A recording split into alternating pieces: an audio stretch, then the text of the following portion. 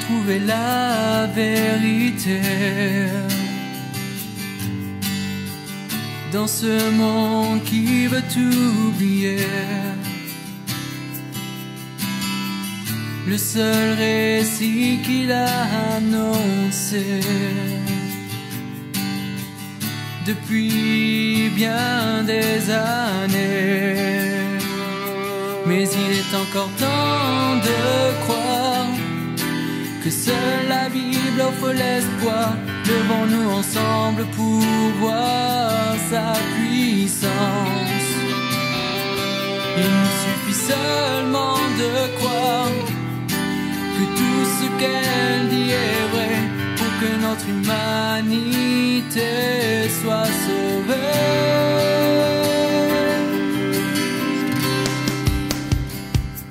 Car elle seule est la vérité, elle seule peut nous éclairer, car seul celui qui l'a inspiré peut vraiment nous libérer.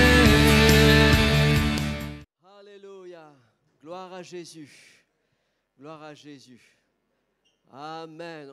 On avait dit juste de vous saluer, pas de raconter la semaine. Voilà, mais je comprends.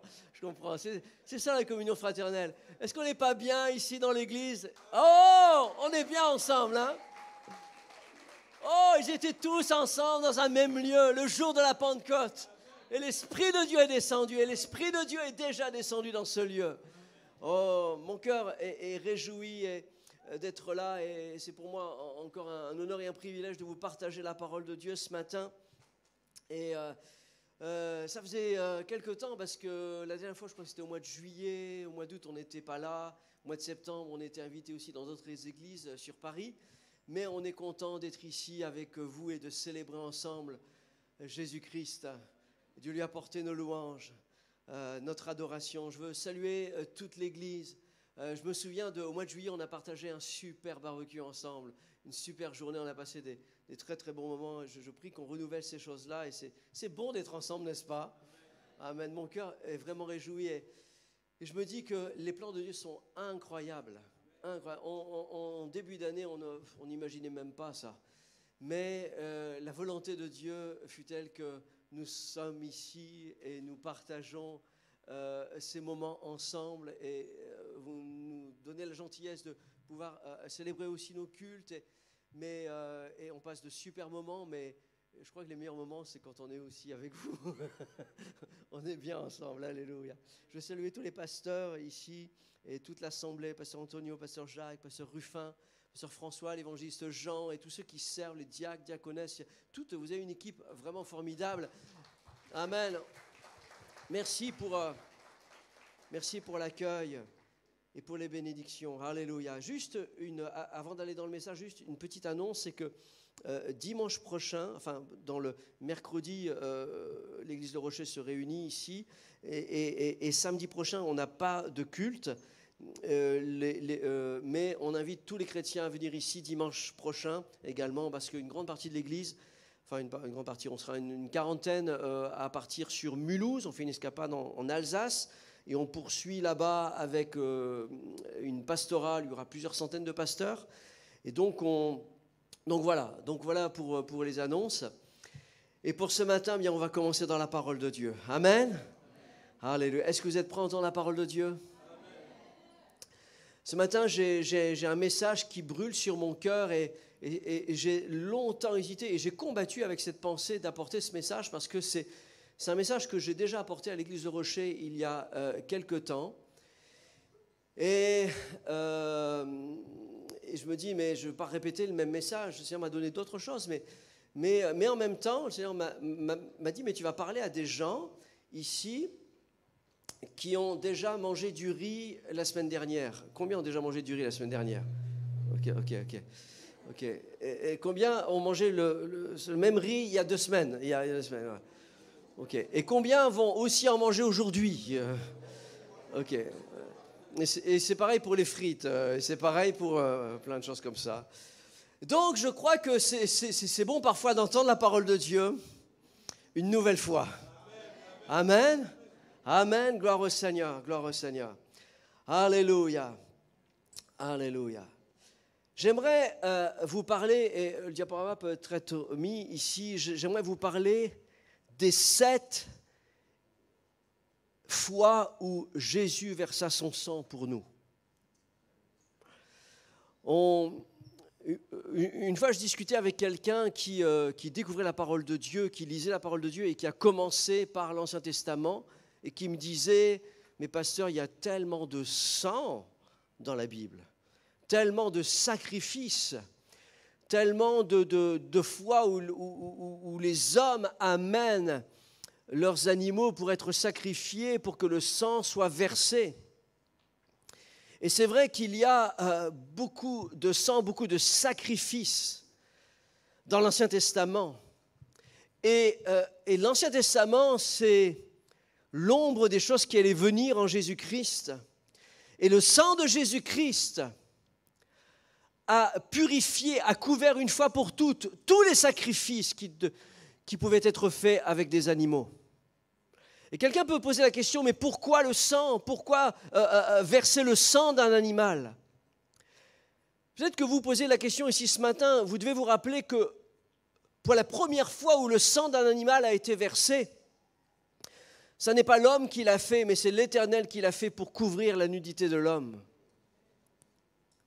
Et c'est pour cela, en mémoire de ce que l'Éternel avait fait pour l'homme, pour couvrir la nudité, un animal a dû être sacrifié. Depuis ce temps-là, à cause du péché, l'homme doit apporter dans l'Ancien Testament un sacrifice pour expier ou pour couvrir les péchés. Et le sang de Jésus-Christ, non seulement couvre, comme notre frère nous le disait, non seulement couvre, mais les efface. Alléluia. Et c'est de cela dont on va parler ce matin.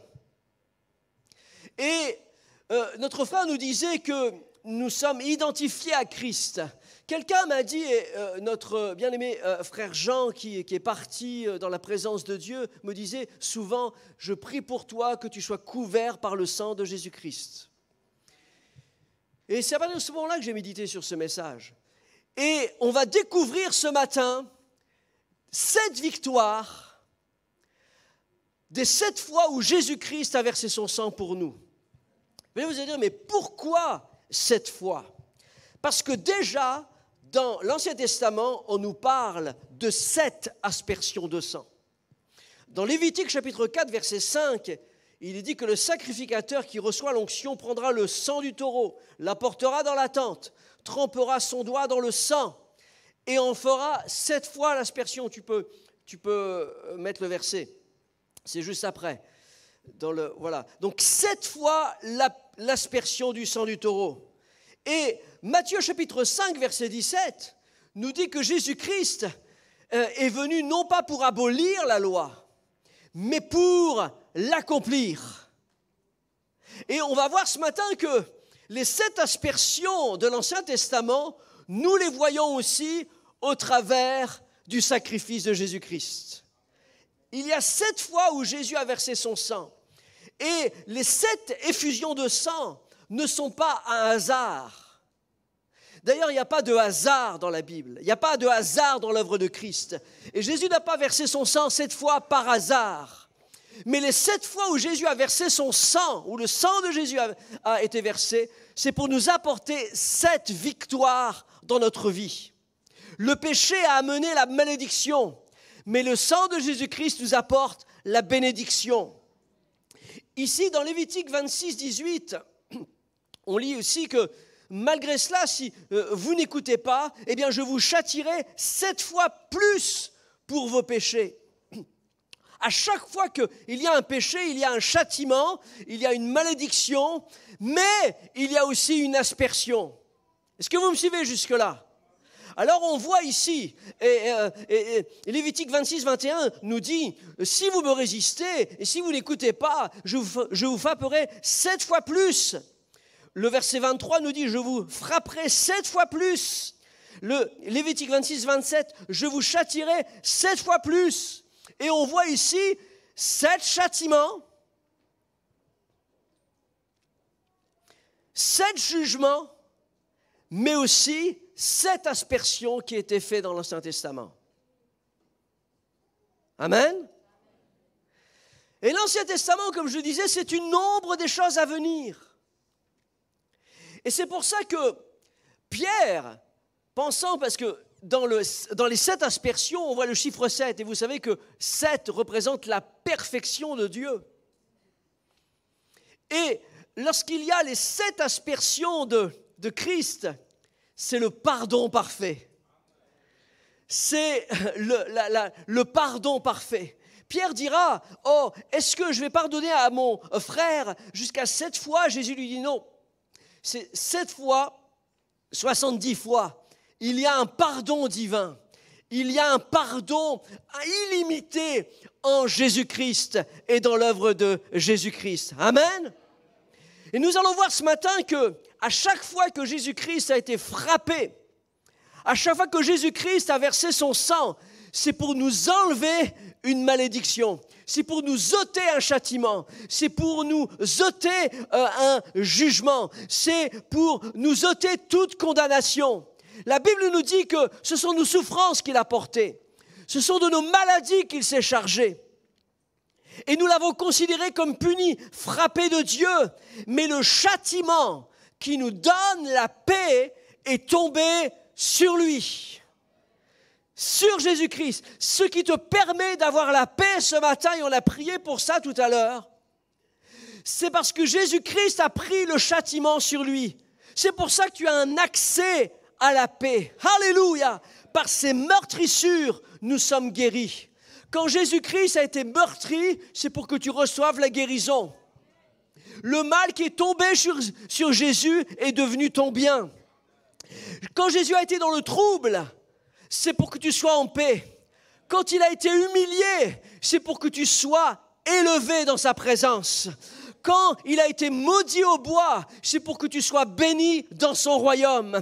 Quand il a été séparé du Père, c'est pour que tu sois en communion avec Dieu. Amen. Quand il est devenu péché, c'est pour que tu sois sanctifié. Quand il a été séparé, c'est pour que nous soyons unis.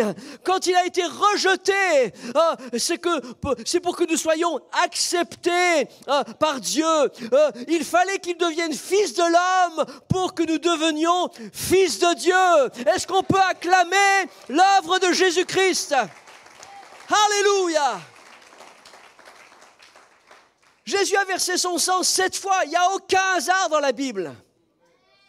Même le fait qu'il était mis entre 2 brigands, c'était prophétisé.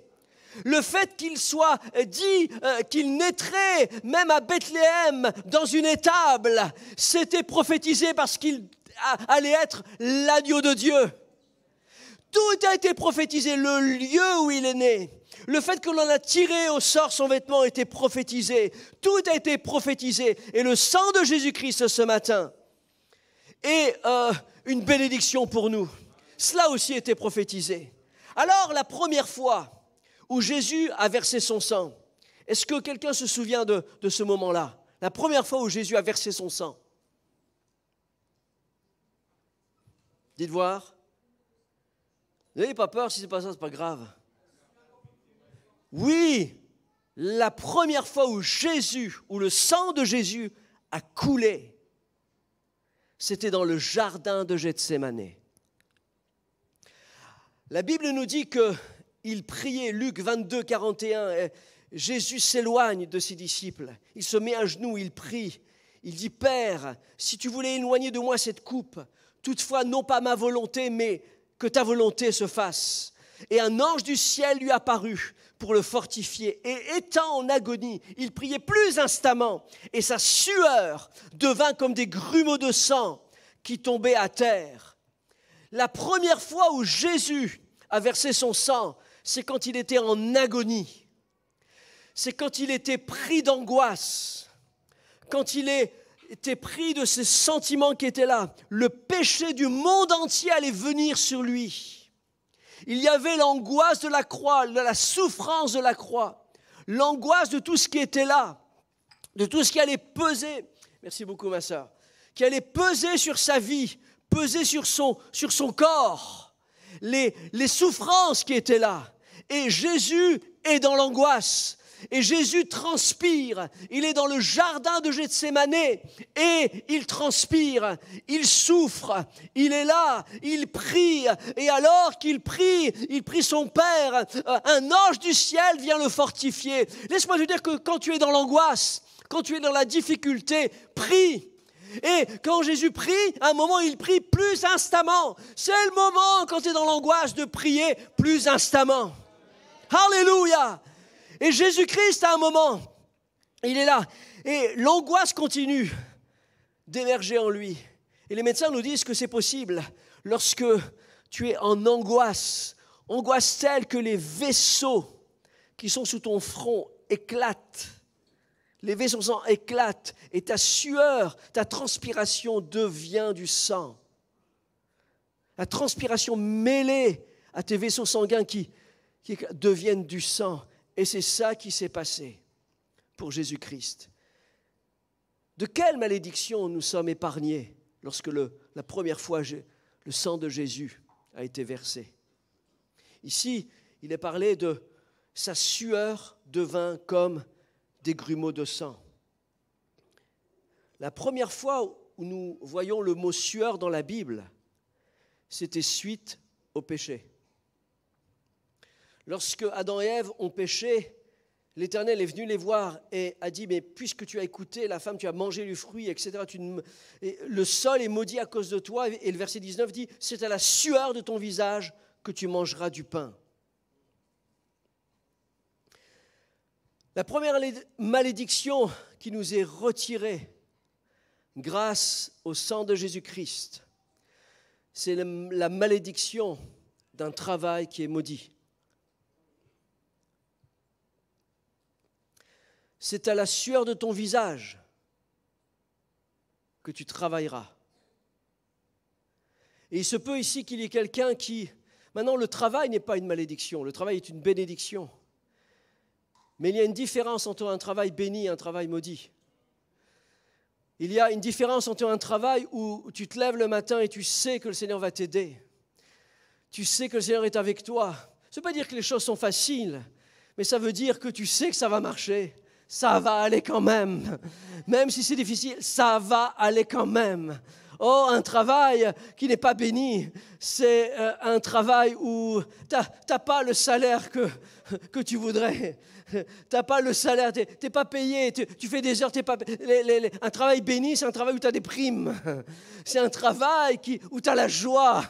Un travail qui n'est pas béni, c'est un travail où tu galères. Tu n'es pas heureux de travailler, tu n'es pas heureux d'y aller et tu travailles à la sueur de ton front. Et c'est dur. Et peut-être que parfois, ici, peut-être pour quelqu'un, la sueur de quelqu'un devient comme des grumeaux de sang. C'est de l'angoisse. Tu vas travailler avec de l'angoisse. Tu vas travailler parce qu'il y a un harcèlement. Tu vas travailler, il y a de l'injustice. Tu vas travailler, mais il y a des choses qui sont là sur toi. Il y a des jugements, il y a de la moquerie. Il y a des choses qui sont là. Et c'est difficile. Et ta sueur dans le travail devient comme des grumeaux de sang. Mais laisse-moi te dire que si tu pries et à chaque fois que ça ne va pas, moi, dans mon travail, je dis, Seigneur, je te prie, je mets cette journée de mon travail sous ton sang précieux, Seigneur. J'ai appris, après ce message, à prier différemment, à prier et à invoquer le sang de Jésus-Christ sur ma vie. Mais sur ma vie, d'une façon générale, mais plus particulièrement sur mon travail. Et ici, la première fois où on va parler de la sueur, ça concerne le travail. Mais la sueur de Jésus-Christ, le sang de Jésus-Christ a coulé avec sa sueur pour que tu sois béni, pour que tu puisses jouir de ton travail. Alléluia, que quelqu'un dise Amen ce matin. Alléluia. Chaque jour, place ton travail sous le sang de Christ. Place ta journée de travail sous le sang de Christ.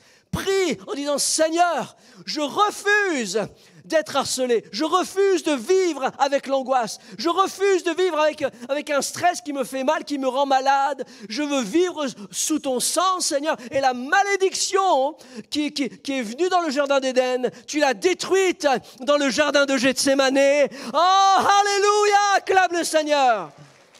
Amen. Et tu vas bénir ton patron. Et tu vas prier pour ton patron. Et tu vas prier pour tes collègues. Et tu vas voir que l'environnement va changer. Alléluia. Dernièrement ici, moi j'ai fait un petit séminaire commercial avec toute l'équipe, tout ça. Et quelle joie pour moi ça a été de savoir qu'il y avait dans l'équipe là une nouvelle employée qui était chrétienne évangélique, qui est en région parisienne. Et puis alors je me suis entretenu avec elle. Dernièrement j'ai dit, tu sais, maintenant on est au moins 2 dans la zone là, et on va prier pour notre équipe, on va prier pour notre zone, on va prier pour tout le secteur. Vous savez quoi, le Seigneur nous bénit, le Seigneur agit. Je ne vais pas aller plus loin dans ces choses-là, mais simplement pour vous dire qu'il y a une bénédiction dans le travail. Dieu bénit, que Dieu bénisse ton travail, que tu sois couvert par le sang de Jésus-Christ dans ton travail, au nom de Jésus. Alléluia. La deuxième fois où Jésus a versé son sang, c'était au moment de la flagellation. La Bible nous dit, et c'était prophétisé dans Ésaïe 50, verset 6. Voyez-vous, à chaque fois, je reprends un passage dans l'Ancien Testament, l'ombre des choses à venir. Et il dit ici, j'ai présenté mon dos à ceux qui me frappaient. Psaume 129 nous dit ça aussi. Des laboureurs ont labouré mon dos, ils y ont tracé de longs sillons. C'est très vivide. Mais c'était comme ça. Les fouets des Romains, c'était des lanières de cuir dans lesquelles on y insérait des petits morceaux de pierre taillés ou alors des petits clous qui étaient là. Et lorsque celui qui désobéissait, celui qui ne voulait pas écouter, l'esclave, celui qui était condamné, il était là, il se présentait, il était attaché à un poteau. Et les Romains venaient avec le fouet, bam! Et le fouet venait percuter le dos du condamné. Et lorsque le fouet était retiré, littéralement, les pierres ou les clous déchiraient le dos du condamné. Et c'est pour ça, quand il est dit ici, des laboureurs ont labouré mon dos, c'est ça qui s'est passé. Et le sang de Jésus-Christ a été versé à ce moment-là. Qu'est-ce que cela nous enlève à nous comme malédiction? C'est qu'à chaque fois où tu t'es écarté de Dieu, à chaque fois que tu as été désobéissant, le fouet était réservé à l'esclave, à celui qui n'obéissait pas. Et ici, pour Jésus-Christ, il ne voulait pas se soumettre au dictat des Romains, mais il ne voulait pas, il était considéré comme quelqu'un qui menait le trouble. Et donc, il était condamné pour ça, il était condamné. Et c'était par désobéissance que les gens recevaient le fouet. Et à chaque fois que tu es désobéissant, à chaque fois que je suis désobéissant, à chaque fois que l'on murmure, que l'on désobéit, à chaque fois qu'on n'écoute pas, qu'on est insoumis, à chaque fois que l'on vit, on écoute la parole de Dieu, mais on ne la met pas en pratique. Combien de fois je parle à des personnes qui vivent dans l'adultère, qui vivent en concubinage et qui veulent la bénédiction de Dieu. Il dit, mais ça ne peut pas marcher. Tu fais des choses qui t'empêchent d'être saint, d'être pur. Comment Dieu peut bénir ça? Non, là, c'est un péché. Dieu ne peut pas bénir quelqu'un qui est dans le péché. Tu dois rétablir les choses dans ta vie. Tu dois faire les choses correctement dans ta vie pour libérer la bénédiction de Dieu, pour libérer l'onction de Dieu, pour libérer la grâce de Dieu. Alléluia. C'est ce que Dieu veut faire. Amen. Laisse-moi te dire qu'aujourd'hui, tu n'as plus à subir le poids de tes désobéissances. Personne ici ne recevra de coups de fouet. Personne ici ne mettra son dos pour recevoir des coups, parce que Jésus-Christ l'a pris à notre place. Tu n'as plus à subir le châtiment de ta désobéissance. Il te suffit ce matin de demander pardon à Dieu pour tes péchés, de demander pardon à Dieu pour ta vie passée, de te réconcilier avec Dieu. Et la Bible nous dit que si nous confessons nos péchés, il est fidèle et juste pour nous les pardonner, alléluia, et pour nous purifier de tout mal, de toute impudicité. Que quelqu'un dise amen ce matin, alléluia. Ce qui est tombé, ce qui devait tomber sur toi est tombé sur Jésus. Son dos a été un bouclier qui te protège. Le châtiment qui produit la paix est tombé sur lui. Alors aujourd'hui, mon frère, ma sœur, mon ami, personne n'a le droit de te châtier. Personne n'a le droit de te juger. Personne n'a le droit de t'en mettre plein le dos. Parce que Jésus-Christ a mis son dos à ta place. Le sang de Jésus-Christ a été versé. Et la Bible nous dit qu'on ne peut pas condamner deux personnes pour une même faute. Il a payé à ma place. Il a payé pour moi. Je refuse d'être jugé, d'être condamné parce qu'il a versé son sang. Alléluia! Amen. La troisième fois où Jésus versa son sang, c'est quand on lui a mis une couronne d'épines sur sa tête. Dans Jean chapitre 19, verset 2, il nous est dit, les soldats tressèrent une couronne d'épines qu'ils posèrent sur sa tête et lui mirent un manteau de pourpre, couleur pourpre. Qu'est-ce que représente cette couronne d'épines? Vous le savez, les épines, c'est ce qui étouffe la parole de Dieu dans la parabole. Quand on parle des épines, on parle des soucis. C'est au même endroit où il nous dit, mais ne vous inquiétez de rien. Enfin, ou les questions des promesses, des choses qui sont là, de la parole de Dieu, mais les épines poussent et elles étouffent la parole. C'est pas de dire qu'il y a des bénédictions pour ta vie, il y a des promesses pour ta vie, il y a des choses qui sont là pour ta vie, mais il y a les soucis de la vie qui étouffent. Il y a des choses qui étouffent les promesses, il y a des choses qui sont là et qui étouffent. Les épines représentent tout ce qui étouffe la parole de Dieu. Et dans Genèse chapitre 3, on voit là aussi la malédiction qui est là. Il te produira des épines et des ronces, et tu mangeras de l'herbe des champs. Cette couronne d'épines, c'est le symbole que Jésus-Christ a tout pris sur lui. Tout ce qui t'angoisse, tout ce qui te trouble, c'est une couronne d'épines qui a été posée sur sa tête. Et j'aime voir l'endroit où il a été crucifié. Il a été crucifié sur le mont du crâne, le mont Golgotha. Définitivement, mon frère, ma sœur, je te dis une chose, c'est que tu dois refuser d'être dominé par des pensées d'angoisse, d'être dominé par des pensées de dépression, par des pensées qui te dominent. Tu es là ici ce matin, il y a la joie de Dieu, il y a la paix de Dieu, on a prié pour toi, tu as répandu ton cœur devant le Seigneur, mais quand tu vas sortir de ce lieu, aussitôt l'ennemi là essaiera de mettre des ronces et des épines pour couvrir la parole de Dieu qui a été portée. Et les soucis peuvent revenir, les choses peuvent revenir. J'aimerais que tu puisses ce matin prier autrement et dire, Seigneur, je soumets mes pensées sous ton sang précieux. Seigneur, ta tête, Seigneur, a reçu cette couronne d'épines. Le sang a été versé de ta tête. Seigneur, dans ma tête, Seigneur, je veux penser avec des pensées de sainteté, penser bien. Ici, la Bible nous dit, dans Philippiens 4, 6, ne vous inquiétez de rien.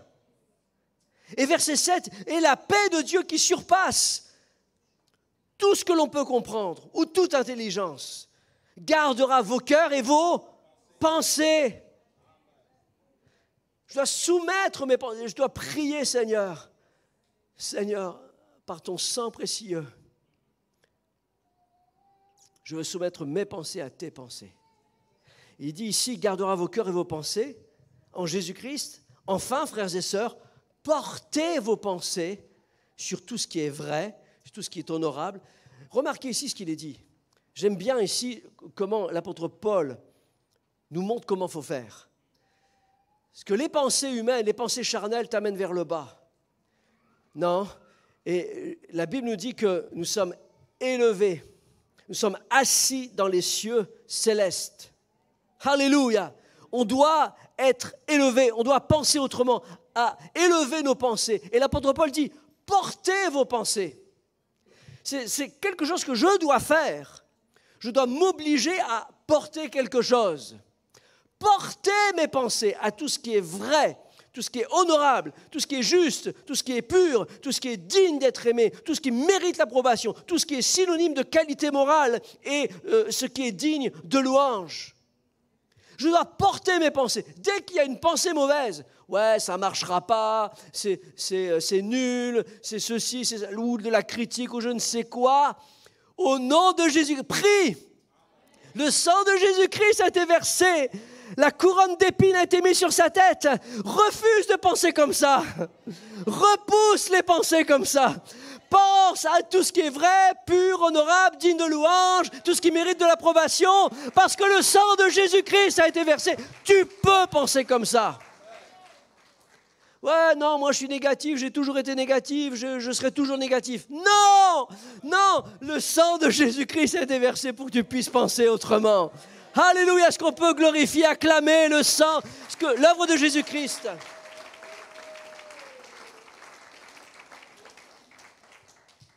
Alléluia. Et non seulement Jésus-Christ a porté cette couronne d'épines pour que tu puisses penser correctement, mais il l'a fait aussi pour que tu puisses avoir une couronne de gloire. Hébreux 2,6 nous dit, et c'est les versets précédents qui disent, mais quelqu'un a d'ailleurs rendu quelque part ce témoignage. Qu'est-ce que l'homme pour que tu te souviennes de lui, ou le fils de l'homme pour que tu prennes soin de lui? Tu l'as abaissé pour un peu de temps au-dessous des anges, et tu l'as couronné de gloire et d'honneur.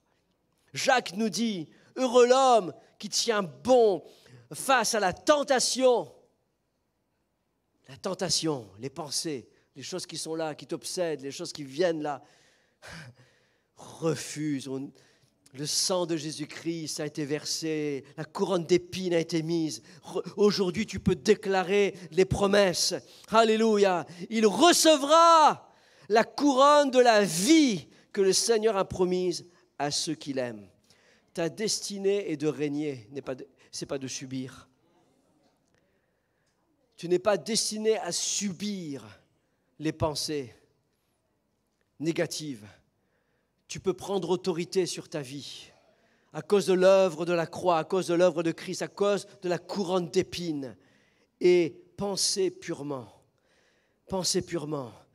Et je prie ce matin que des pensées impudiques, que des pensées de suicide, des pensées de jalousie, des pensées de querelle ou de divorce, au nom de Jésus-Christ, je veux les chasser. Au nom de Jésus-Christ, je veux les chasser. Et je peux le faire parce que la couronne d'épines a été mise sur sa tête. Il est mort sur le mont Golgotha. Alors tout ce qui est là dans mes pensées est purifié par le sang de Jésus-Christ. Alléluia! Amen! Et c'est pour cela que aussi, dans mes pensées désormais, je vais avoir des pensées pures, des pensées qui m'élèvent. Plus de limitation humaine. Je veux penser plus grand. Je veux avoir une vision. Je veux voir les choses que je ne vois pas encore. Oh, je veux quitter les pensées d'humiliation, quitter les couronnes de la honte, quitter aussi toute déficience de la tête et dire, Seigneur, je veux proclamer à tout esprit qui est troublé, tout esprit déficient, qu'il soit restauré par le sang de Jésus-Christ.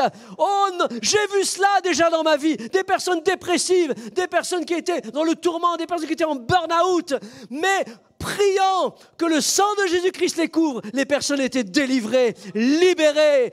Ah, il y a une victoire dans le sang de Jésus-Christ. Acclame le Seigneur encore. Alléluia.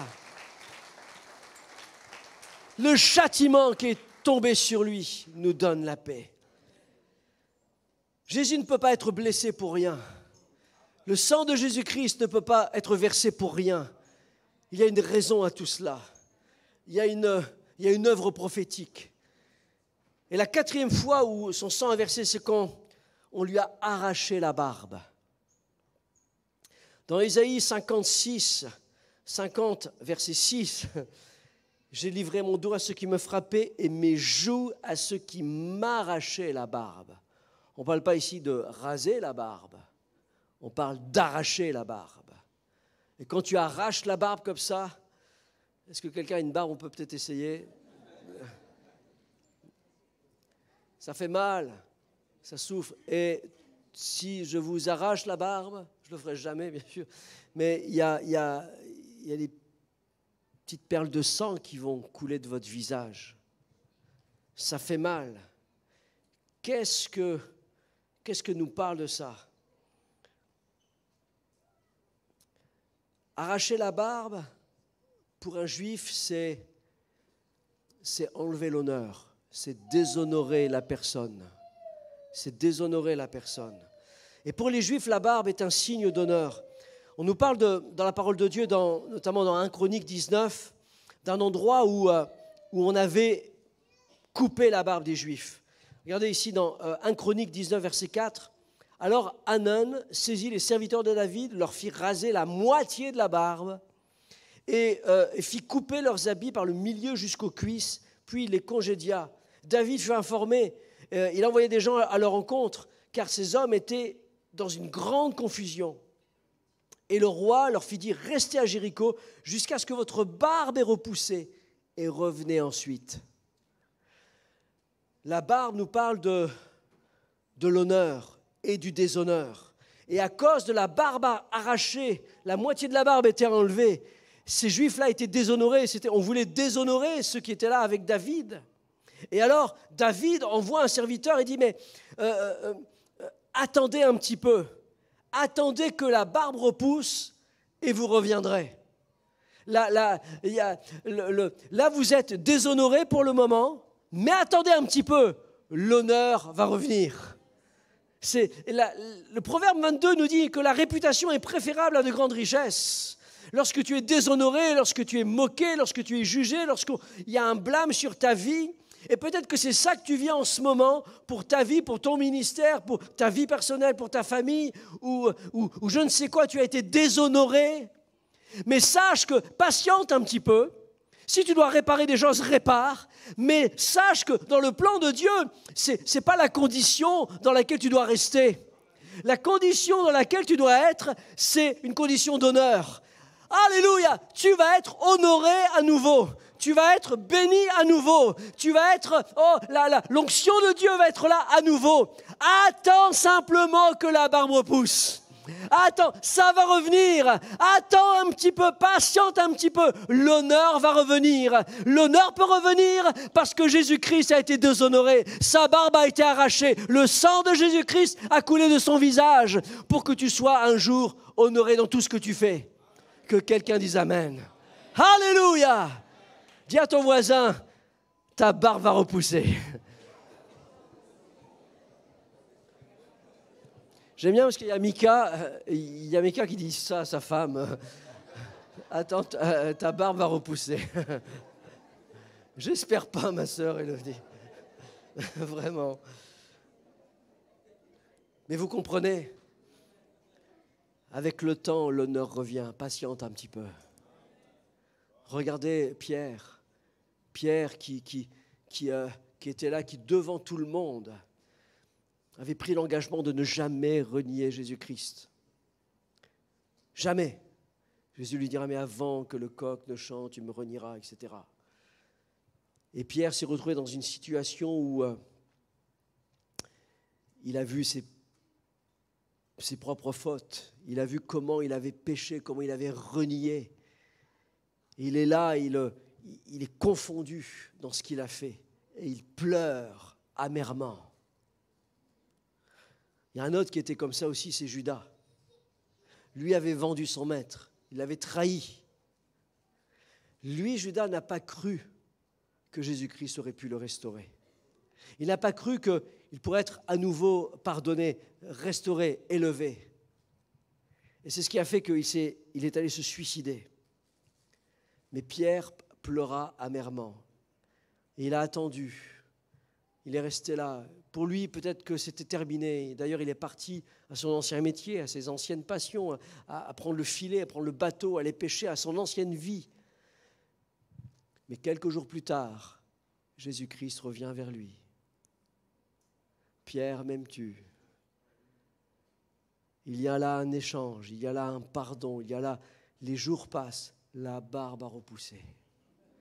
Et les jours passent encore, et le voilà dans une chambre haute, recevant l'Esprit Saint.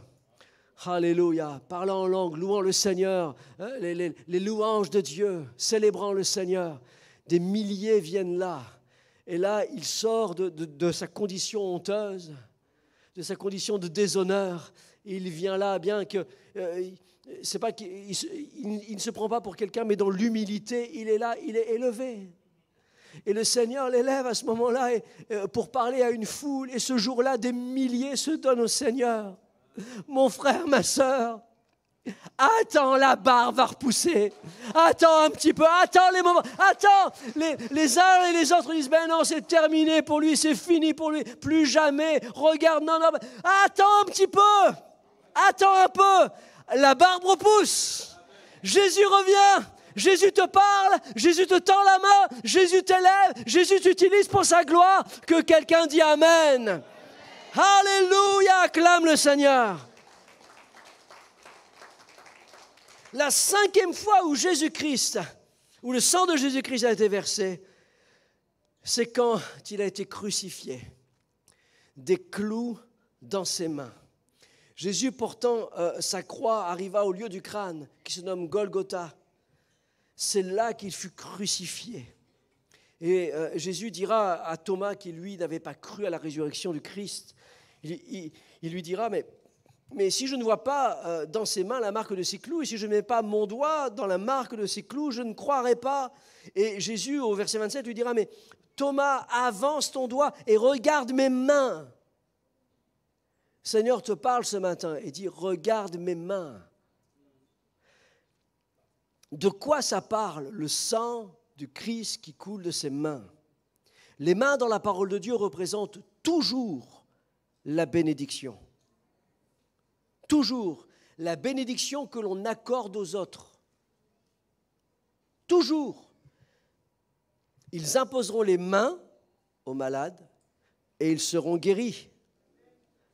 Tu toucheras et ça se multipliera. Ta main saisira le serpent.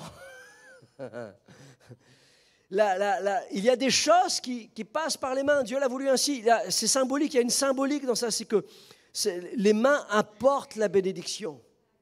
Et tu dois savoir une chose, c'est que depuis que tu as reçu Christ dans ta vie, depuis que tu t'es identifié à Christ dans ta vie, si tes mains étaient impudiques, tes mains sont purifiées.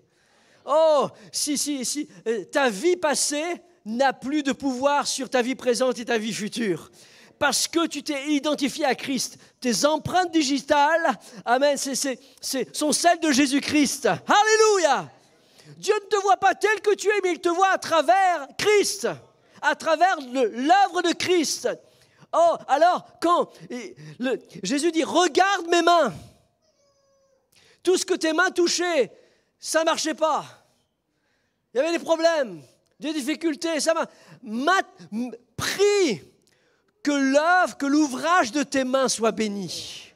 Parce que le sang de Jésus-Christ a coulé de ses mains et tu peux bénir. Alléluia!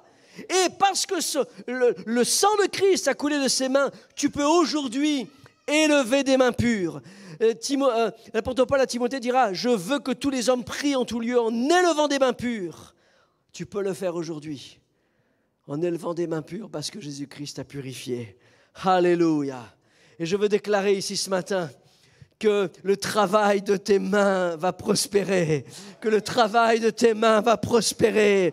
Alléluia. Amen. Que tes mains vont bénir. Que tes mains vont porter le bien. Que tes mains vont bénir les pauvres. Que tes mains vont relever au nom de Jésus-Christ. J'élèverai Jésus-Christ. J'élèverai son nom. Alléluia. Et 2 Samuel nous dit qu'il exerce mes mains au combat.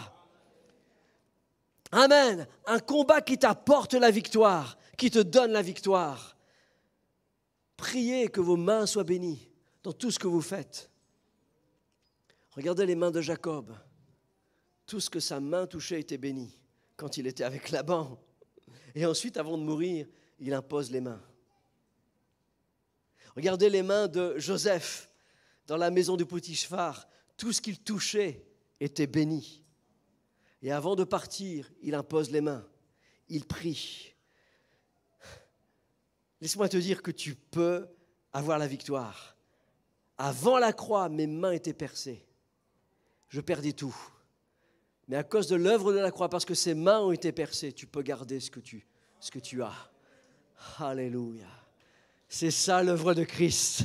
C'est ça l'œuvre de Christ. Remarquez que le diable, on dit qu'on l'appelle le malin, mais pas si malin que ça en vrai. Tout ce qu'il fait à Jésus me bénit.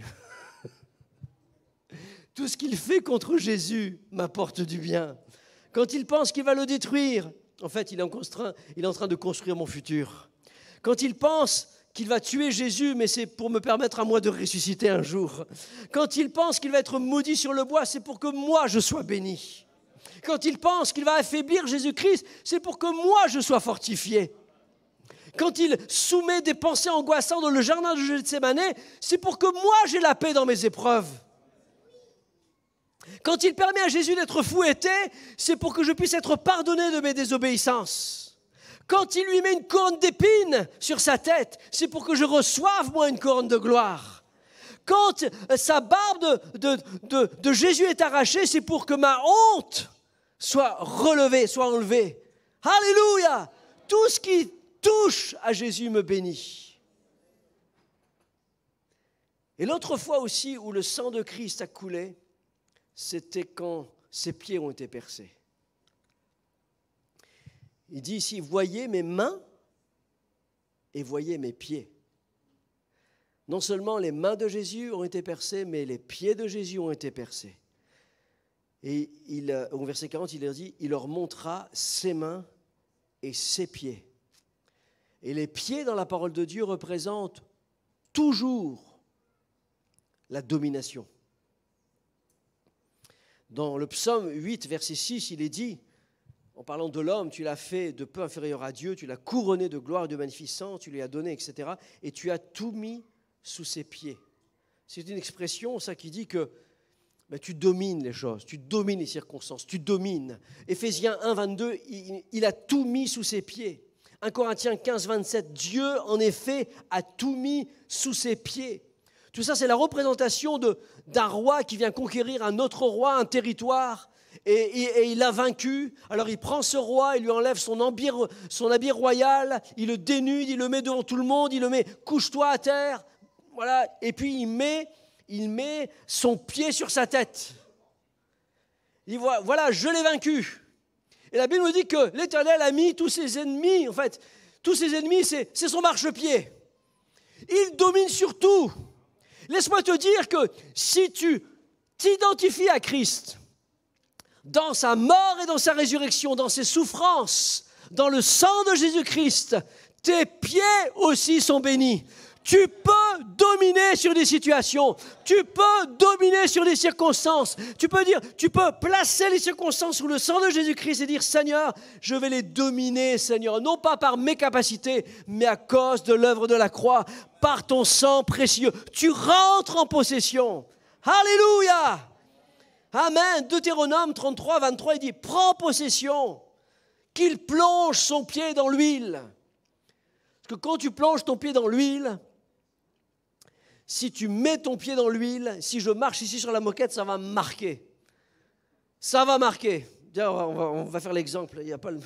Non. Non, mais c'est vrai. Le Seigneur dit, prends possession, prends possession. Tes pieds peuvent être bénis, mon frère, ma sœur. Tu peux prendre possession. Je te prie. Tu as un projet, tu as des choses qui sont là devant toi. Si c'est dans la volonté de Dieu, tu prends possession. Tu prends possession. Et tu verras que le Seigneur va accomplir sa volonté. Alléluia. Il a tout mis sous ses pieds. Et ça, c'est aussi prophétisé dans Genèse chapitre 3, verset 15. C'était toujours l'ombre des choses à venir, où il était dit ici, en parlant de Jésus-Christ, il dit, je mettrai inimitié entre toi et la femme, entre ta postérité et sa postérité, et celle-ci t'écrasera la tête et tu lui blesseras le talon. Ça nous parle de l'œuvre de la croix, où il est dit que le talon de Jésus-Christ serait blessé, serait transpercé par les clous. Mais cette même parole nous dit que l'ennemi, que la tête de ce serpent serait écrasée. Alléluia! Amen! Et la Bible nous parle de ce serpent ancien qui est Satan. Et il a, depuis l'œuvre de la croix, depuis que les pieds de Jésus-Christ ont été percés, sa tête, la tête de ce serpent a été écrasée. Alléluia! Est-ce que quelqu'un qui a la tête écrasée pense bien? Est-ce que quelqu'un qui a la tête écrasée vise bien? Moi, j'ai déjà vu quelqu'un qui avait la tête écrasée par un camion. La cervelle qui était là et le sang qui coulait. Vous ne pouvez plus lui parler. Elle ne pouvait pas répondre. C'était terminé, c'était fini. La tête de notre ennemi a été écrasée. Alléluia! Alléluia! Tu lui blesseras le talon, mais il t'écrasera la tête. Amen. Quand à chaque fois qu'il y a une attaque, à chaque fois qu'il y a une blessure, à chaque fois que tu es blessé, toi, pense à l'œuvre de Jésus-Christ, que la tête de ce serpent de ton ennemi a été écrasée. Alléluia! Et ici, il est dit dans la parole de Dieu que vous aurez le pouvoir de marcher sur les serpents et sur les scorpions. Ça, c'est l'œuvre de la croix, c'est grâce à Jésus-Christ. Parce que tu as un pouvoir. Quand tu marches, tu prends possession. Tu marches sur le serpent et sur le scorpion. Le scorpion, c'est un animal qui t'attaque par l'arrière, avec le dard, avec la queue qui est là. C'est par l'arrière. Dites avec moi, arrière. L'arrière. Et le serpent, c'est un animal qui t'attaque par devant.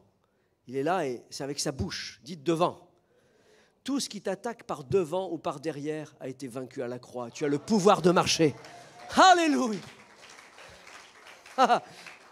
La même parole dit, le pouvoir de marcher sur les serpents et sur les scorpions, mais sur toute la puissance de l'ennemi. C'est-à-dire ce qui est au-dessus de toi, en dessous de toi, à côté de toi. Et rien ne pourra vous nuire.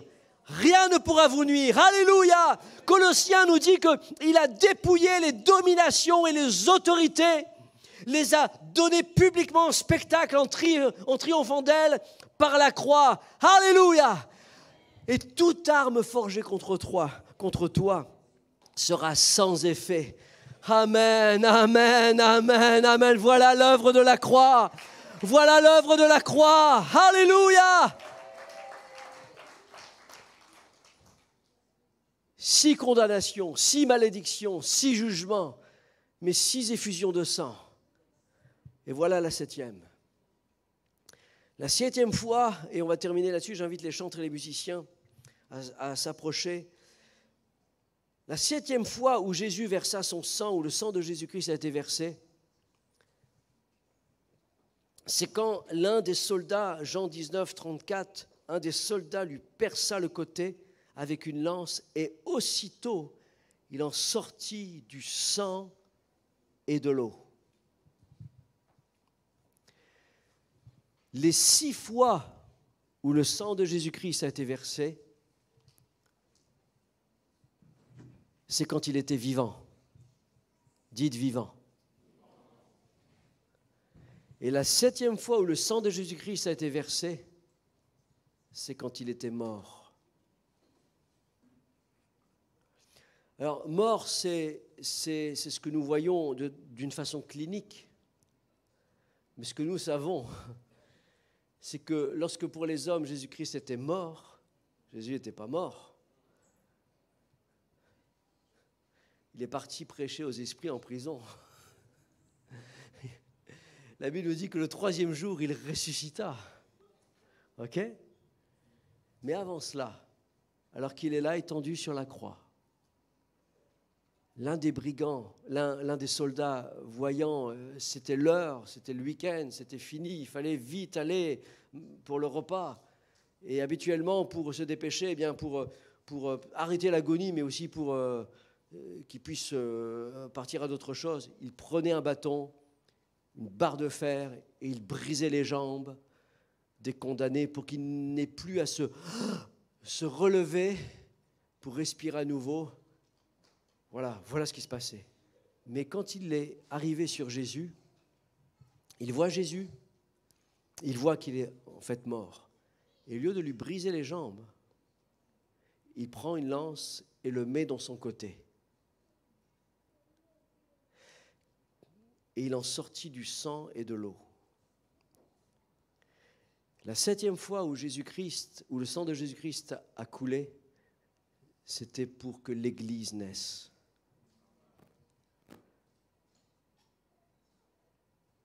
Jésus est le second Adam.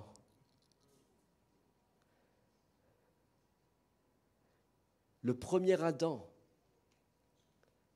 il a plu à Dieu de le mettre dans un sommeil et de prendre de son côté une cotte et d'en faire une épouse, Ève. Et l'œuvre de Jésus-Christ à la croix, il a plu à Dieu que son côté soit percé pour que naisse l'Église. L'épouse de Christ que nous sommes ici ce matin rassemblés en son nom. Alléluia, alléluia. Il est le second Adam. Et Jésus-Christ a dit, je bâtirai mon Église. Et les portes du séjour des morts ne prévaudront point contre elle. Je vous invite à vous lever ce matin. Je voudrais vous faire prendre conscience que la 7e fois où le sang de Jésus-Christ a été versé, c'était l'amour de Jésus-Christ qui a été répandu. Le sang et l'eau. L'eau représente le baptême. L'eau et le sang qui sortent du côté de Jésus. L'eau représente le baptême. C'est une invitation pour ceux qui ne sont pas baptisés de s'engager par les eaux du baptême. De s'identifier à Jésus-Christ dans la mort et dans sa résurrection. Et si quelqu'un ici n'est pas baptisé, ne s'est pas engagé envers Dieu dans un baptême, peut-être que quelqu'un dira, mais moi j'étais baptisé quand j'étais enfant. C'est très bien. Si vos parents ont fait ça pour vous, c'est une bonne chose. Mais la Bible nous dit dans 1 Pierre 3, 21 que le baptême, c'est un engagement d'une bonne conscience envers Dieu et qui maintenant vous sauve. C'est-à-dire qu'il y a un moment dans votre vie, il doit y avoir un engagement de vous-même, pas simplement de vos parents, mais de vous-même. C'est pour ça qu'on baptise les gens adultes, ou on baptise les gens ados, ou on baptise tous ceux qui prennent conscience de leur engagement envers Dieu. Donc si vous n'êtes pas baptisé, peut-être que vous réalisez que Jésus vous a tant aimé, qu'il a versé son sang pour vous, peut-être que vous pourriez lever votre main ce matin, dire, moi je vais m'engager par les eaux du baptême. Amen. Amen. Je vois des mains levées ce matin. Amen. Amen. Amen. Amen. À l'issue de cette réunion, allez voir vos pasteurs. Dites-leur, moi je veux m'engager.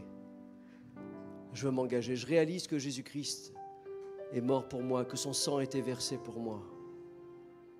Et vous devez comprendre aussi que ici, le sang qui a été versé nous parle de l'amour. Son côté a été percé. Alors pour terminer ici, pour récapituler, sa sueur devint comme des grumeaux de sang pour que ton travail soit béni. Son dos a été flagellé pour que tu sois libéré de la honte et de ton esclavage. Il a reçu une couronne d'épines pour que tu sois libéré de tes mauvaises pensées et que tu reçoives la couronne de gloire.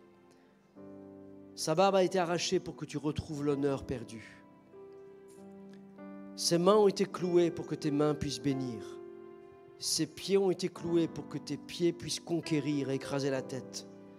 Son côté a été percé pour que l'Église naisse, que je sois là et que nous puissions aimer.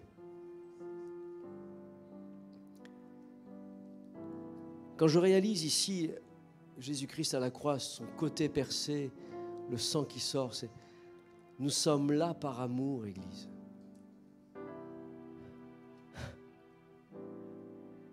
Et je pense que le Seigneur se réjouit de voir ici ces enfants qui se rassemblent et qui réalisent que je n'ai pas fait ça pour rien. Des hommes et des femmes sont rachetés. Et à partir d'aujourd'hui, vont prendre possession, vont prier différemment. Je vous invite moi, j'ai dû le faire à un moment. J'ai dit, Seigneur, je veux prier différemment. Et j'invoque le sang de Jésus-Christ. On parle si peu de sang dans nos églises, alors que c'est l'œuvre principale de la naissance de l'Église. Jésus-Christ l'a fait. Élevons nos mains vers le Seigneur ce matin. Alléluia. Élevons nos mains vers le Seigneur. Si tu souffres ce matin, si tu vis des problèmes, des difficultés, des angoisses, si tu vis des problèmes dans ton travail, si tu vis des choses difficiles dans ton couple, dans ta famille, place tout cela sous le sang de Jésus-Christ. Des victoires sont associées à l'œuvre de Christ. C'est par la foi, tout dépend de ta foi ce matin. Tout dépend de ta foi ce matin. Mais ce matin, élève tes mains au nom de Jésus-Christ. Tu peux élever des mains pures vers Jésus parce que son sang a été versé. Alléluia. Prends autorité ce matin. Déclare au nom de Jésus. Alléluia, alléluia. Alléluia, alléluia.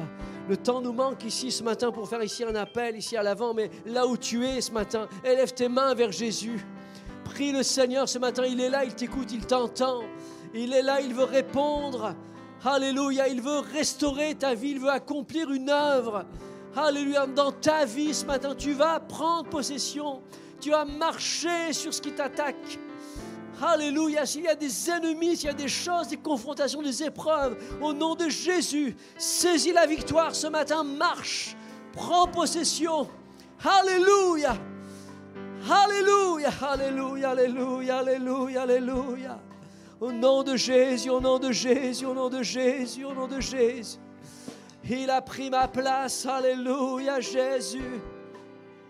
Au nom de Jésus, au nom de Jésus. Alléluia, alléluia.